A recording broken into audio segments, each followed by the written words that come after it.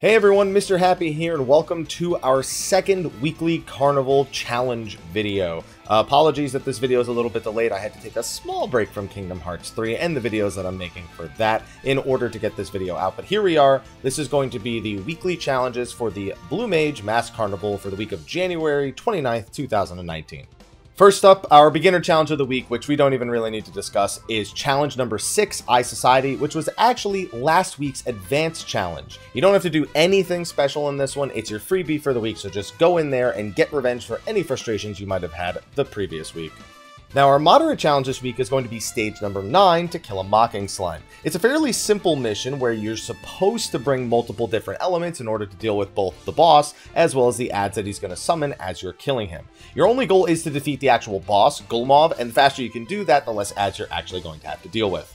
Now, of course, with a moderate challenge does come a bonus detail you'll need to do in order to actually hit that target. And that one for this week is going to be 10 ways to die. So you need to beat stage 9 to kill a Mocking Slime using 10 or fewer spell types. For this one in particular, that shouldn't be too tough. It is one that normally wants you to bring a ton of different elements to cover the different adds. But if you're someone who just wants to have one all-encompassing magic AoE to deal with the bunch of adds that come out, Mind Blast is a great choice. It's a little bit lower on the potency scale, but it does have an unaspected element, meaning that it will never be strong against anything, but it'll also never be weak against anything. So you can use it on every single add that spawns. Other than that, Flying Sardine for Golden Tongue is a good choice, and then your usual choices. Just don't go over 10 spells and beat this as you normally would. Shouldn't be a problem. Finally, for our advanced challenge this week for the Masked Carnival, you're going to need to take on stage number 16, which is Sunset Boulevard.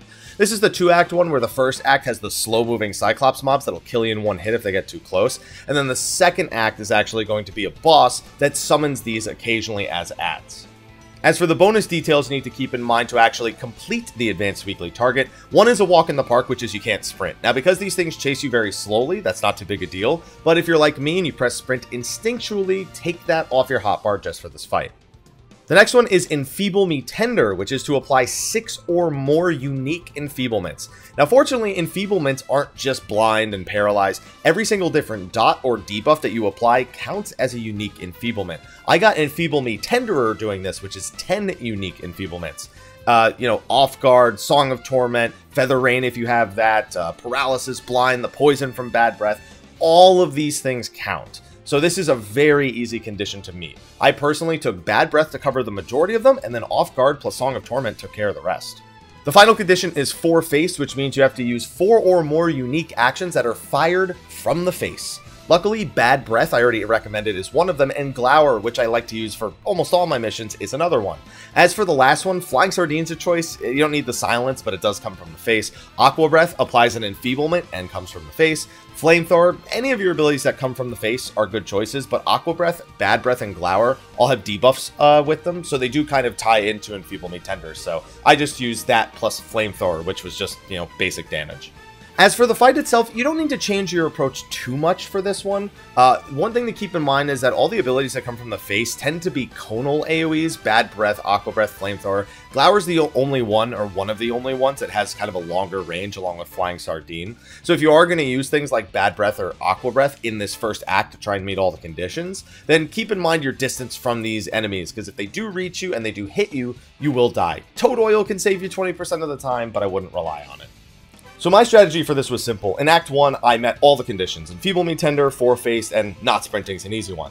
Once I beat Act 1, I just self-destruct cheesed Act 2. I popped all my buffs. I even threw an int pot in there just to make sure that it would be enough damage because I wasn't certain how much health that he had, and it ended up being enough.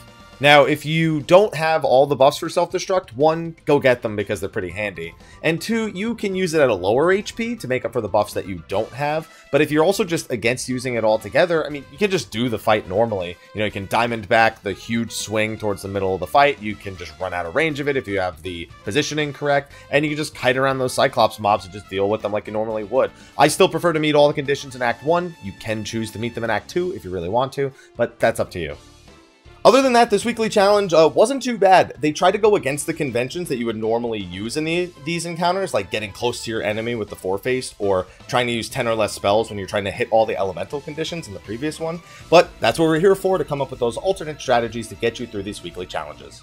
So on that note, thanks for watching my weekly challenge guide for January 29th. Like I said, I have some Kingdom Hearts 3 videos, some of them just strictly Let's Plays, some of them are going to be just short comedic timing sort of things, and some are just going to be my thoughts on the game. So expect like 4 or 5 Kingdom Hearts videos, as well as a new bestiary coming up this week.